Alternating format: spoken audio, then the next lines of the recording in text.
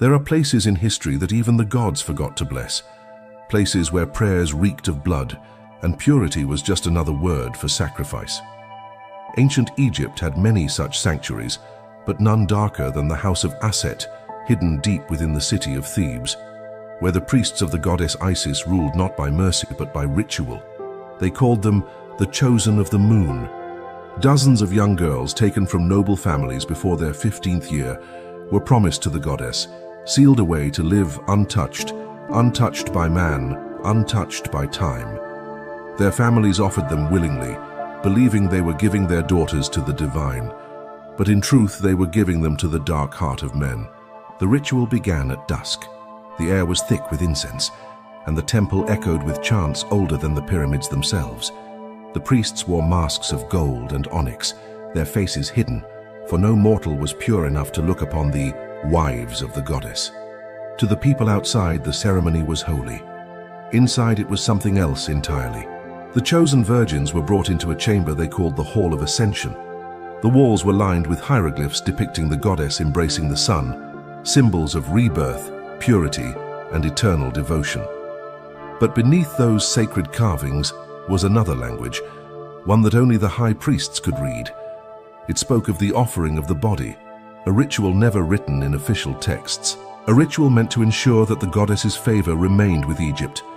It was said the goddess demanded not their deaths, but their innocence. The priests twisted that belief into something far worse. Under the flickering torchlight, the virgins were bathed, perfumed, and adorned in linen so thin it shimmered like water. They were told that the goddess would enter their bodies, that their pain would be her pleasure, their tears her blessing. And when the chanting reached its peak, the masks leaned closer. The gods made flesh, they claimed, and the sanctity of the temple turned into a scene the sun refused to witness. Each dawn the Nile carried away a new offering, bodies wrapped in silence, buried beneath the current with prayers whispered over them. Their families were told the girls had ascended, that they had become one with the goddess. But there were whispers among the temple slaves, whispers that some girls still breathed when the river claimed them, whispers that their cries could be heard in the wind on certain nights, a chorus of lost souls, bound to the water they were thrown into. The Nile, they said, remembers everything. It was not until the reign of Pharaoh Amenhotep III that the corruption began to crack. A scribe named Menura, young and ambitious, was appointed to record the rituals of the house of Aset. He was devout at first, proud to serve the priests, but as he transcribed the hymns and watched the ceremonies unfold, his faith began to rot from within. Menura noticed things. The priests grew fat while the temple's offerings vanished.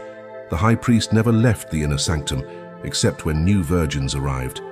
And at night, Menura would hear footsteps, bare, soft, frightened, echoing through the stone halls, followed by prayers that ended in screams. He tried to look away, but one night, fate forced his hand. A girl of no older than 14 fled into the courtyard, her white robes torn, her hair streaked with the sacred oils. She collapsed at Menura's feet, whispering the same word again and again. Please.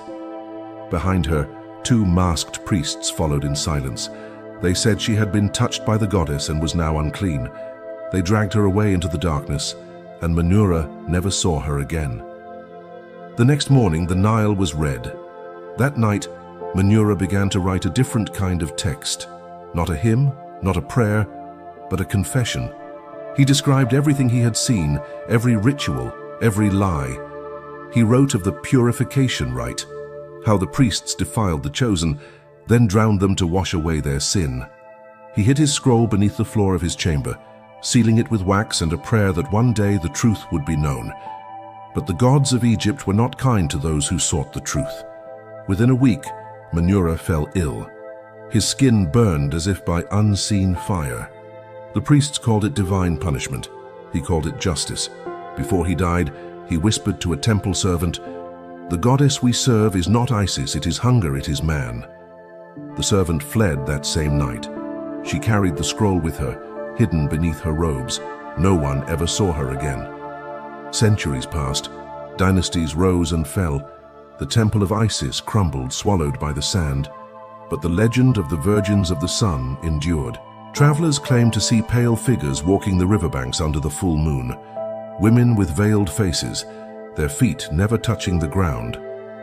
They said the Nile glows faintly red when the goddess is displeased, and those who dare to draw water under her gaze sometimes never come back up. Archaeologists uncovered fragments of the House of Aset in the 19th century. Shattered tablets, a golden mask, and a stone basin stained darker than time itself. But the scroll of Menura was never found. Still, a few lines from his confession survived, etched onto a piece of limestone found near the temple ruins. The last words he ever wrote: "The goddess does not speak. The goddess does not weep. The goddess only watches, and men do her will." Even now the Nile keeps its silence, but on certain nights when the wind moves like a whisper and the water runs slow, locals swear they can hear faint singing from beneath the surface. Voices young and trembling, repeating a single phrase: "We were chosen. We were loved. We were forgotten." Centuries later, the sands still whispered their names. Long after the House of Aset had been buried beneath the desert, the story of the Virgins of the Sun lingered in the corners of Egyptian memory, not as history, but as warning. It was said that those who built their homes near the ruins heard voices at night, women weeping, water moving where no river flowed. The temple had vanished beneath a dune locals called the Hill of 1,000 Mothers. Nothing grew there. Not a blade of grass, not a single weed. And yet, sometimes, the sand pulsed, as if something beneath it still breathed. It was during the reign of the Ptolemies, long after the old gods had fallen silent, that the curse began to stir again. A Greek scholar named Callisthenes of Rhodes came to Egypt in search of forgotten knowledge. He had heard the local priests in Thebes speak of an ancient temple built for Isis that no one dared enter. He laughed at their superstition. He was a man of reason, a collector of lost histories, not ghost stories. He found the ruins within a week. They stood half buried beneath the sand, pillars carved with fading symbols, the eye of Horus, the moon of Isis, and the image of women kneeling before a veiled goddess.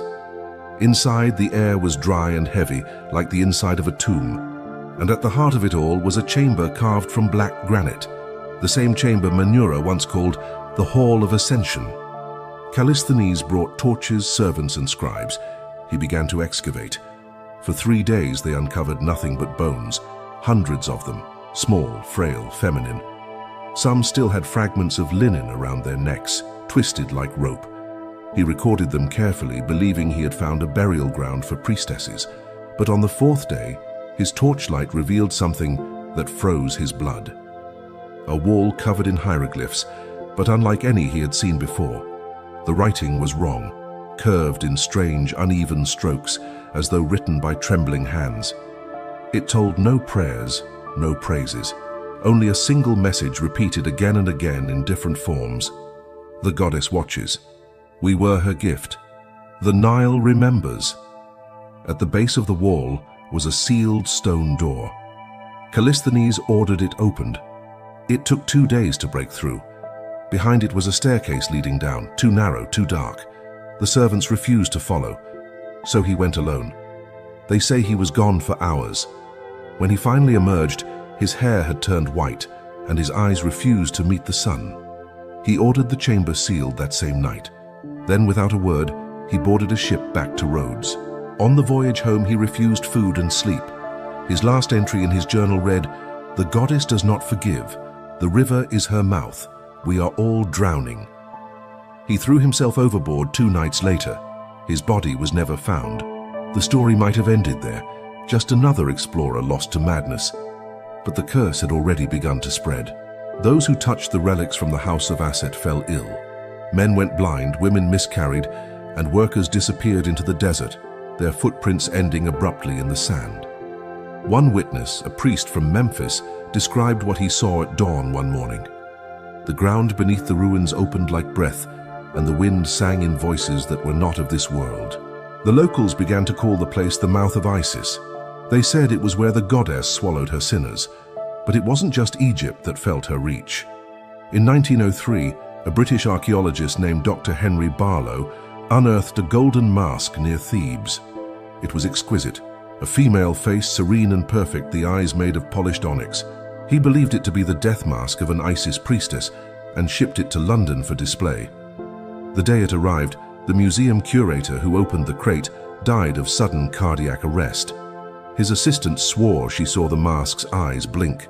Within weeks, 3 more people connected to the artifact were dead. Barlow himself was found in his study, his body completely drained of blood, his face contorted in horror. Written on the wall in his own handwriting were 3 words: "She remembers me." The mask vanished that same night. The museum blamed thieves, but some say it was never stolen, it simply left. Over time, Egyptologists dismissed these tales as colonial exaggerations, superstition woven into science. Yet the old priests of Thebes never doubted. They said the goddess had cursed her servants for their crimes, binding their souls to the water, their voices to the wind.